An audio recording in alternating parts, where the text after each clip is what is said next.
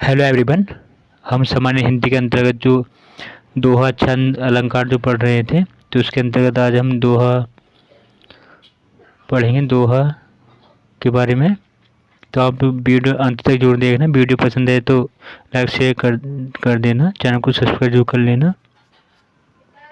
तो दोहा पढ़ेंगे और सोरठा पढ़ेंगे, बरवे, कुंडलियाँ, इसे भी आज देखेंगे आज की वीडियो में। तो आप ध्यानपूर्वक देखना।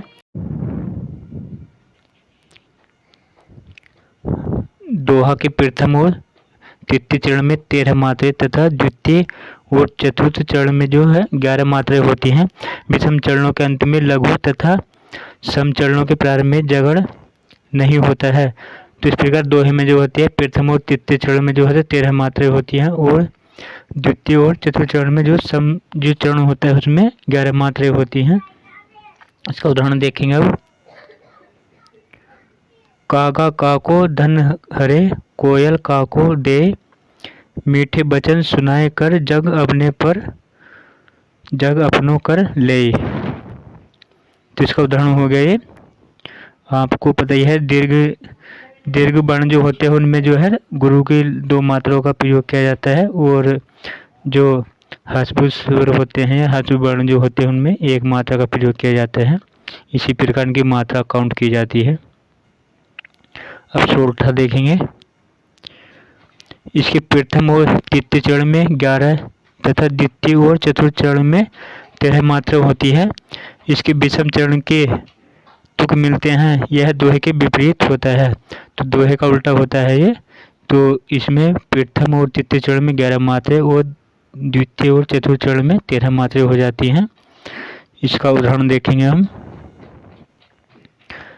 रहीमन हमें ना सुहाए, अमिय पियावत मान बिनु, जो विष दे पिलाए, मान सहित मरव्यो भलो।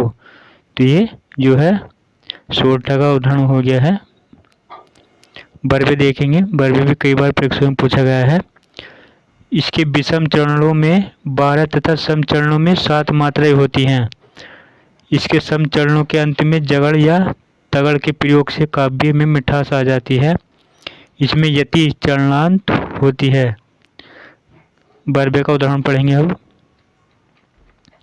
तुलसी राम नाम सम मीत न आन, जो पहुँचाव रामपुर तनु अफसान। कुंडलियाँ देखेंगे। कुंडलियाँ अब इसमें 6 चरण होते हैं तथा इसके निर्माण दोहा और रोला के सम्मिश्रण से होता है। तो कुंडलियों का जो निर्माण होता है दोहा और रोला के सम्मिश्रण से होता है, और उसमें 6 चरण होते हैं। प्रारंभ में दोहा और पुनः 2 छंद रोला के होते हैं। इसके प्रत्येक चरण में 24 मात्राएं होती हैं। कुंडलिया का उदाहरण देखेंगे अब।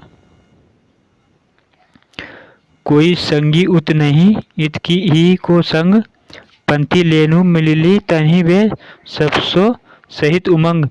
सबसो सहित उमंग बैठी तरनी के माही,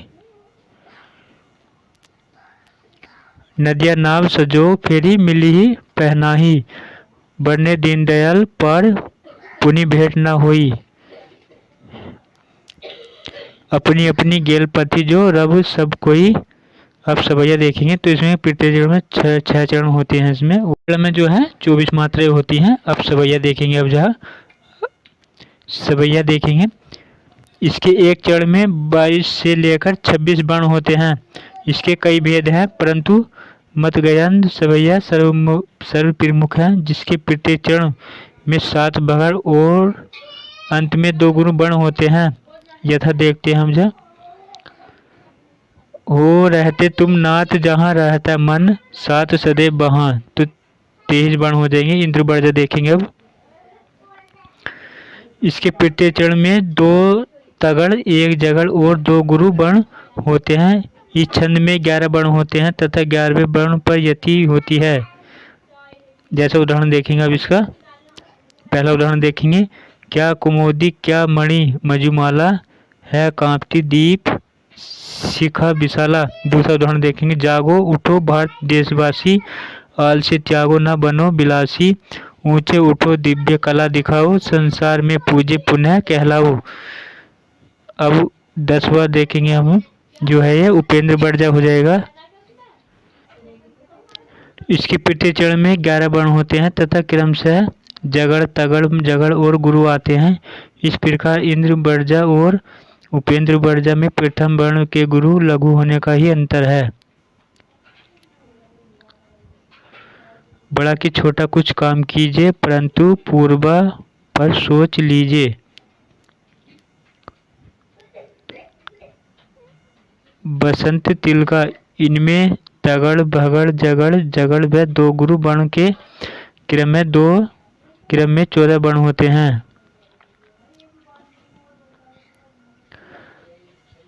पाते सदा सफल जीवन जो सुभाषी, छोड़ो प्रपंच बनिए मृदु सत्यभाषी।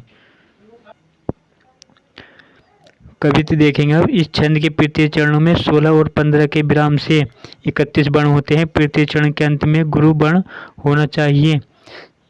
जैसे दीठी चौका चौधी भाई देखत सुवर्णमयी, एक ते तरस एक द्वारिका के भुवन है, पूछे बिने कहू कहू कहूँ सो न करे बात, देवता से बैठे सब शादी शादी मौन है।